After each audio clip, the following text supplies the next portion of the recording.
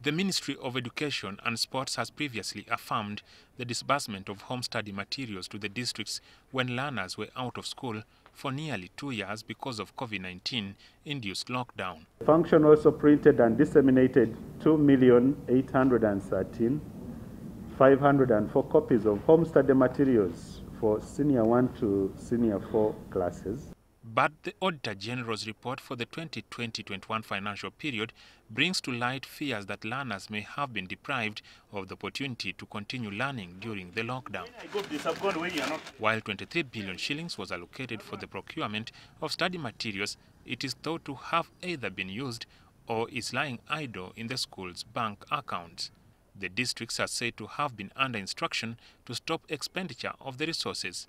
Stakeholders have increased their call to strengthen accountability in the wake of the pandemic, triggering special audits and investigations.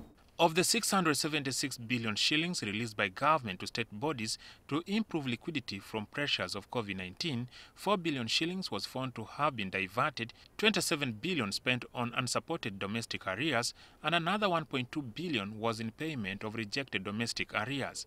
The report alludes to the possibility of corruption at the local governments premised on the unclear utilization of 2.16 trillion shillings allocated for wages.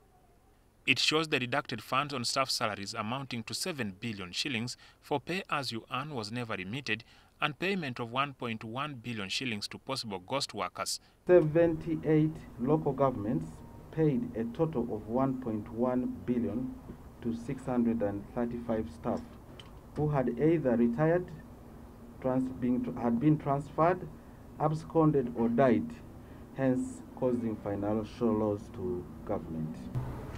We'll ensure that the recommendations that you've made will be handled accordingly. We want value for money. Yes, sir.